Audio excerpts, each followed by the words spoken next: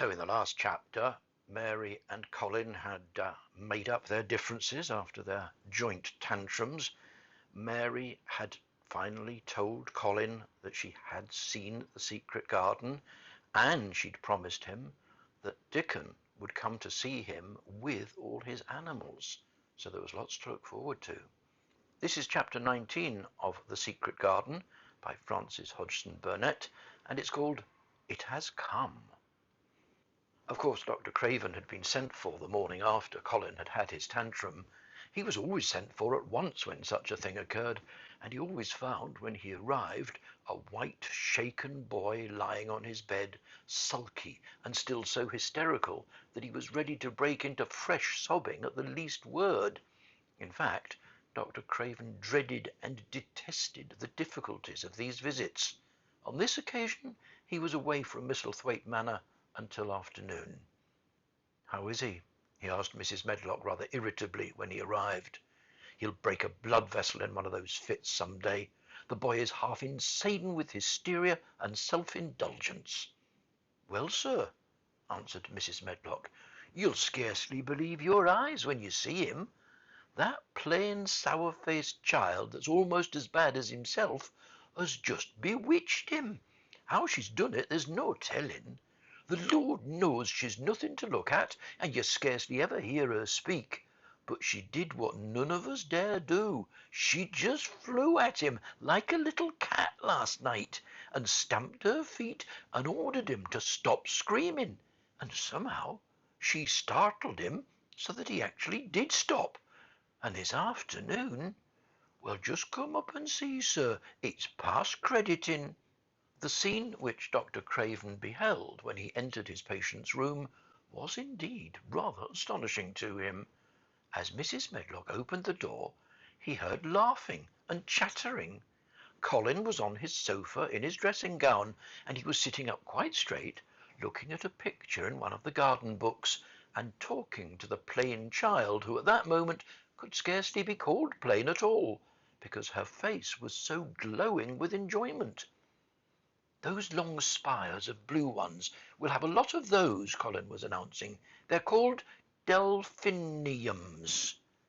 "Dickon says they're larkspurs made big and grand," cried Mistress Mary. "There are clumps there already." Then they saw Dr. Craven and stopped. Mary became quite still, and Colin looked fretful. "I'm sorry to hear you were ill last night, my boy," Dr. Craven said, a trifle nervously. He was rather a nervous man. "I'm better now, much better," Colin answered, rather like a Rajah. "I'm going out in my chair in a day or two, if it's fine. I want some fresh air." Dr. Craven sat down by him and felt his pulse, and looked at him curiously. "It must be a very fine day," he said, "and you must be very careful not to tire yourself." "Fresh air won't tire me," said the young Rajah. As there had been occasions when this same young gentleman had shrieked aloud with rage, and had insisted that fresh air would give him cold and kill him, it's not to be wondered at that his doctor felt somewhat startled. "I thought you didn't like fresh air," he said. "I don't when I'm by myself," replied the Rajah, "but my cousin is going out with me."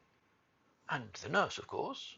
suggested Dr. Craven. "No, I will not have the nurse," said Colin so magnificently that Mary couldn't help remembering how the young native prince had looked, with his diamonds and emeralds and pearls stuck all over him, and the great rubies on the small dark hand he'd waved to command his servants to approach with salams and receive his orders.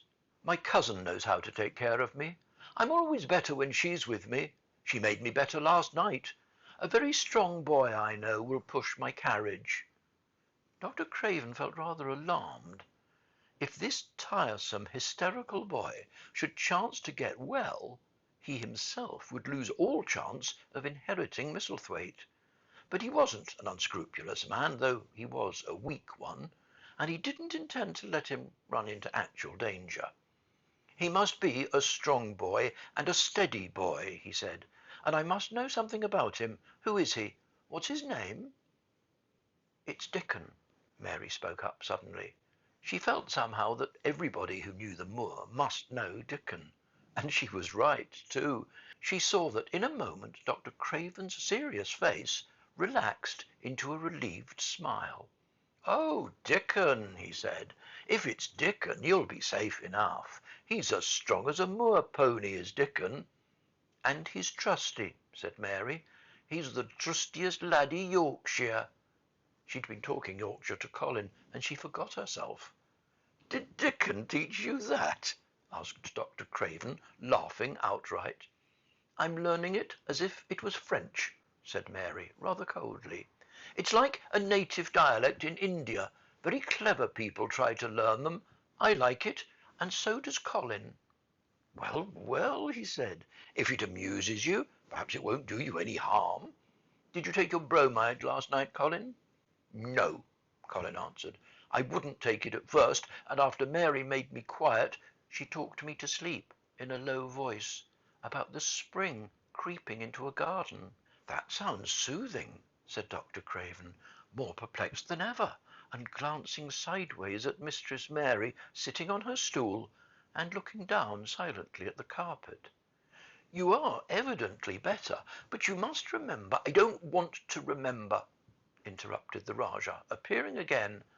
"When I lie by myself and remember, I begin to have pains everywhere, and I think of things that make me begin to scream because I hate them so.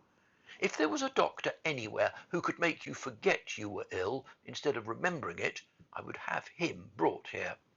And he waved a thin hand, which ought really to have been covered with royal signet rings made of rubies. "It's because my cousin makes me forget that she makes me better." Dr. Craven had never made such a short stay after a tantrum. Usually he was obliged to remain a very long time and do a great many things. This afternoon he didn't give any medicine or leave any new orders, and he was spared any disagreeable scenes. When he went downstairs he looked very thoughtful, and when he talked to Mrs. Medlock in the library, she felt that he was a much puzzled man. "Well, sir," she ventured, "could you have believed it?" "It is certainly a new state of affairs," said the doctor, "and there's no denying it is better than the old one." "I believe Susan Sowerby's right, I do that," said Mrs. Medlock. "I stopped in at her cottage on my way to Thwaite yesterday and had a bit of a talk with her. And she says to me, 'Well, Sarah Ann, she mayn't be a good child, and she mayn't be a pretty one, but she's a child, and children needs children.' We went to school together, Susan Sowerby and me." "She's the best sick nurse I know," said Dr. Craven. "When I find her in a cottage, I know the chances are that I shall save my patient." Mrs. Medlock smiled. She was fond of Susan Sowerby. "She's got away with her, has Susan," she went on quite volubly. "I've been thinking all morning of one thing she said yesterday. She says, once when I was giving the children a bit of a preach after they'd been fighting, I says to 'em all, 'When I was at school, my geography told us the world was shaped like a orange, and I found out before I was 10 that the whole orange doesn't belong to nobody. No one owns more than his bit of a quarter, and there's times it seems like there's not enow quarters to go round. But don't you, none of you, think as you own the whole orange, or you'll find out you're mistaken, and you won't find it out without hard knocks. What children learns from children,' she says, 'is that there's no sense in grabbing at the old orange, peel and all. If you do, you'll likely not get even the pips, and them's too bitter to eat.'" "She's a shrewd woman," said Dr. Craven, putting on his coat. "Which has got a way of saying things," ended Mrs. Medlock, much pleased. "Sometimes I've said to her, 'Hey, Susan, if you was a different woman and didn't talk such broad Yorkshire, I've seen the times when I should have said you was clever.'" That night Colin slept without once awakening, and when he opened his eyes in the morning he lay still and smiled without knowing it, smiled because he felt so curiously comfortable. It was actually nice to be awake, and he turned over and stretched his limbs luxuriously. He felt as if tight strings which had held him had loosened themselves and let him go. He didn't know that Dr. Craven would have said that his nerves had relaxed and rested themselves. Instead of lying and staring at the wall and wishing that he hadn't awakened, his mind was full of the plans that he and Mary had made yesterday, of pictures of the garden and of Dickon and his wild creatures. It was so nice to have things to think about. And he hadn't been awake more than 10 minutes when he heard feet running along the corridor, and Mary was at the door. The next minute she was in the room and had run across to his bed, bringing with her a waft of fresh air full of the scent of the morning. "You've been out! You've been out! There's that nice smell of leaves," he cried. She'd been running, and her hair was loose and blown, and she was bright with the air and pink-cheeked, though he couldn't see it. "It's so beautiful," she said, a little breathless with her speed. "You never saw anything so beautiful. It's come. I thought it had come the other morning, but it was only coming. It is here now. It has come. The spring. Dickon says so." "Has it?" cried Colin, and though he really knew nothing about it, he felt his heart beat. He actually sat up in bed. "Open the window," he added, laughing half with joyful excitement and half at his own fancy. "Perhaps we may hear golden trumpets." And though he laughed, Mary was at the window in a moment, and in a moment more it was opened wide, and freshness and softness and scents and bird songs were pouring through. "That's fresh air," she said. "Lie on your back and draw in long breaths of it. That's what Dickon does when he's lying on the moor. He says he feels it in his veins, and it makes him strong, and he feels as if he could live for ever and ever. Breathe it, breathe it." She was only repeating what Dickon had told her, but she caught Colin's fancy. "For ever and ever. Does it make him feel like that?" he said. And he did as she told him, drawing in long, deep breaths over and over again, until he felt that something quite new and delightful was happening to him. Mary was at his bedside again. "Things are crowding up out of the earth," she ran on in a hurry, "and there are flowers uncurling and buds on everything, and the green veil has covered nearly all the grey, and the birds are in such a hurry about their nests for fear that they may be too late. Some of them are even fighting for places in the secret garden. And the rose bushes look as wick can be, and there are primroses in the lanes and woods, and the seeds we planted are up, and Dickon has brought the fox and the crow and the squirrels and a new-born lamb." And then she paused for breath. The new-born lamb Dickon had found 3 days before, lying by its dead mother among the gorse bushes on the moor. It wasn't the first motherless lamb he'd found, and he knew what to do with it. He'd taken it to the cottage wrapped in his jacket, and he'd let it lie near the fire, and had fed it with warm milk. It was a soft thing, with a darling, silly baby face, and legs rather long for its body. Dickon had carried it over the moor in his arms, and its feeding bottle was in his pocket with a squirrel. And when Mary had sat under a tree, with its limp warmness huddled on her lap, she'd felt as if she were too full of strange joy to speak. A lamb, a lamb, a living lamb who lay on your lap like a baby. She was describing it with great joy, and Colin was listening and drawing in long breaths of air, when the nurse entered. She started a little at the sight of the open window.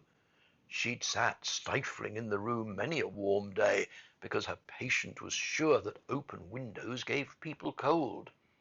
"Are you sure you're not chilly, Master Colin?" she inquired. "No," was the answer. "I'm breathing long breaths of fresh air. It makes you strong. I'm going to get up to the sofa for breakfast, and my cousin will have breakfast with me." The nurse went away, concealing a smile, to give the order for 2 breakfasts. She found the servants' hall a more amusing place than the invalid's chamber, and just now everybody wanted to hear the news from upstairs. There was a great deal of joking about the unpopular young recluse who, as the cook said, had found his master and good for him. The servants' hall had been very tired of the tantrums, and the butler, who was a man with a family, had more than once expressed his opinion that the invalid would be all the better for a good hiding. When Colin was on his sofa, and the breakfast for two was put upon the table, he made an announcement to the nurse in his most Rajah-like manner. A boy and a fox and a crow and two squirrels and a newborn lamb are coming to see me this morning. I want them brought upstairs as soon as they come, he said. You are not to begin playing with the animals in the servants' hall and keep them there. I want them here. The nurse gave a slight gasp and tried to conceal it with a cough. Yes, sir, she answered. I'll tell you what you can do, added Colin, waving his hand. You can tell Martha to bring them here. The boy is Martha's brother. His name is Dickon, and he is an animal charmer. I hope the animals won't bite, Master Colin, said the nurse. I told you he was a charmer, said Colin austerely. Charmers' animals never bite. There are snake charmers in India, said Mary, and they can put their snakes' heads in their mouths. Goodness, shuddered the nurse. They ate their breakfast with the morning air pouring in upon them. Colin's breakfast was a very good one, and Mary watched him with serious interest. You'll begin to get fatter, just as I did, she said. I never wanted my breakfast when I was in India, and now I always want it. I wanted mine this morning, said Colin. Perhaps it was the fresh air. When do you think Dickon will come? He wasn't long in coming.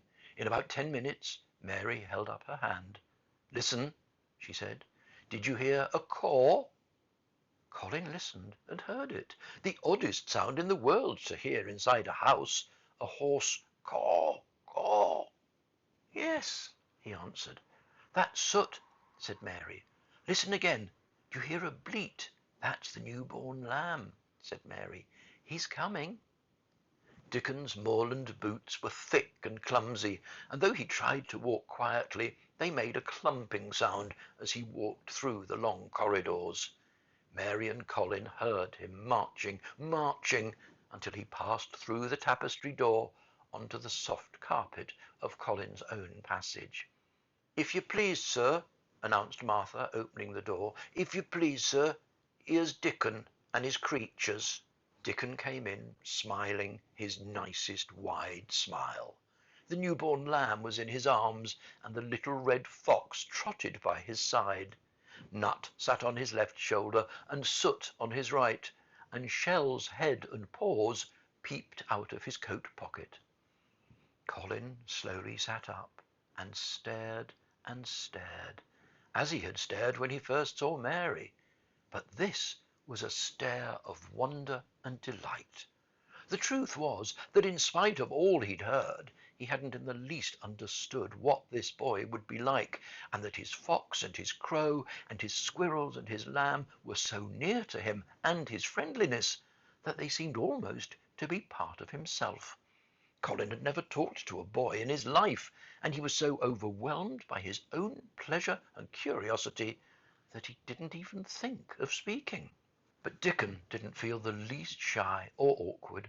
He'd not felt embarrassed because the crow hadn't known his language and had only stared and hadn't spoken to him the first time they met. Creatures were always like that until they found out about you. He walked over to Colin's sofa and put the newborn lamb quietly on his lap, and immediately the little creature turned to the warm velvet dressing gown and began to nuzzle into its folds and butt its tight curled head with soft impatience against his side. Of course, no boy could have helped speaking then. What's it doing? Cried Colin. What does it want? It wants its mother, said Dickon, smiling more and more. I brought it to thee a bit hungry because I knowed tha'd like to see it feed. He knelt down by the sofa and took a feeding bottle from his pocket. Come on, little un, he said, turning the small woolly white head with a gentle brown hand. This is what tha's after. They'll get more out of this than they will out of silk velvet coats. There now. And he pushed the rubber tip of the bottle into the nuzzling mouth. and the lamb began to suck it with ravenous ecstasy. After that, there was no wondering what to say. By the time the lamb fell asleep, questions poured forth, and Dickon answered them all. He told them how he'd found the lamb just as the sun was rising 3 mornings ago. He'd been standing on the moor, listening to a skylark, and watching him swing higher and higher into the sky, until he was only a speck in the heights of blue. I'd almost lost him but for his song, and I was wondering how a chap could hear it, when it seemed as if he'd get it out of the world in a minute. And just then I heard something else far off among the gorse bushes. It was a weak bleating, and I knowed it was a new lamb as was hungry, and I knowed it wouldn't be hungry if it hadn't lost its mother somehow. So I set off searching. I did have a look for it. I went in and out among the gorse bushes, and round, and I always seemed to take the wrong turning. But at last I seed a bit of white by a rock on top of the moor, and I climbed up and found the little un half dead with cold and clemming. While he talked, Soot flew solemnly in and out of the open window, and cawed remarks about the scenery, while Nut and Shell made excursions into the big trees outside, and ran up and down trunks, and explored branches. Captain curled up near Dickon, who sat on the hearth-rug from preference. They looked at the pictures in the gardening books, and Dickon knew all the flowers by their country names, and knew exactly which ones were already growing in the secret garden.